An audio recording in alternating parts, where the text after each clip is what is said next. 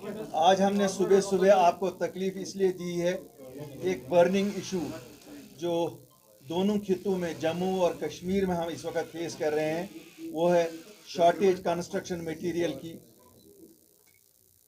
जिससे आप शॉर्टेज की वजह से इलीगल एक्सट्रैक्शन हो रही है हमारे दरियाओं में से भी और हमारे पहाड़ों में से भी। बदकिस्मती से वक्त की सरकार ने एक फैसला लिया सुप्रीम कोर्ट के डिसीजन की आड़ में कि साहब ये जो माइनिंग हमारी होती है दरियाओं से या पहाड़ों से, इसे ऑक्शन के ज़रिए से दिया जाए। ऑक्शन किन हालात में किए गए आप सबको मालूम है। 5 अगस्त 2019 के बाद इंटरनेट क्लोज था। ये नेट पे नोटिस निकाली गई, उसमें चंद बड़े मगरमच्छ जो रियासत के बाहर से आए,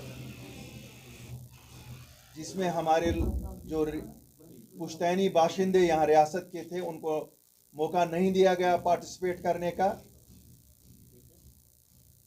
उन्हें ये ब्लॉक्स ऑक्शन पे दिए गए।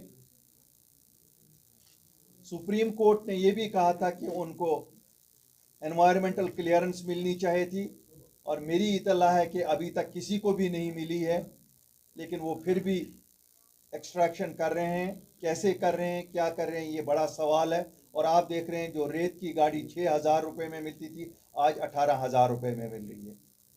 सरकार का कोई भी फैसला जो होता है वो आवाम के फ़ायदे के लिए होना चाहिए था। 6,000 में अगर रेत बिक रही थी, ये 4,000 में उम्मीद थी हमारी, लेकिन आज 18,000 में बिक रही है। ब्लैक मार्केटिंग क्यों हो रही है? क्योंकि एक माफिया काम कर रहा है, जिसमें लॉ इन्फोर्समेंट एजेंसीज और वो मुतल्लिका महकमा भी इनके साथ मुलविस है। हमारे दो मसले हैं इसमें। एक, जो आउटसोर्सिंग की गई है, जो हमारे पुश्तैनी बाशिंदे हैं उनको नज़रअंदाज किया गया है। दूसरा,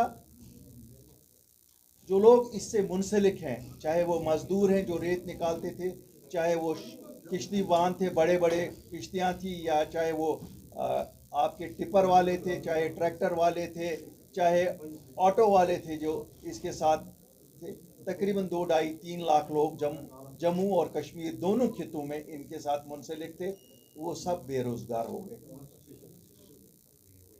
कंस्ट्रक्शन एक्टिविटी जो इस वक्त कही जाती है साहब पीक पे, आप देख रहे हैं हमारा एम्स बिल्कुल काम नहीं चल रहा है। बाकी हमारी जो चीज़ कंस्ट्रक्शन डेवलपमेंटल सरकार कह रही है कि हमारा मेन ऑब्जेक्टिव इस वक्त है, उनकी डेवलपमेंटल एक्टिविटी सफ़र कर रही हैं। क्यों सबको कहा जा रहा है कि रॉयल्टी पेड वाला मटेरियल इस्तेमाल करो, चूँकि अब रॉयल्टी ली नहीं जाती है।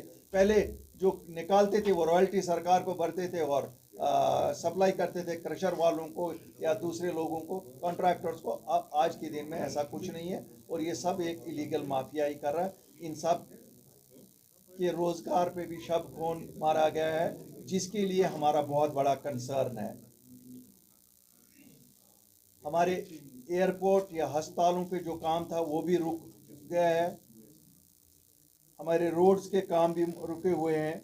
आप देख रहे हैं जम्मू श्रीनगर नेशनल हाईवे किस सुस्त रफ्तारी से काम चल रहा है। एक बड़ी वजह ये भी कही जा रही है कि वहाँ पर भी ये राइट्स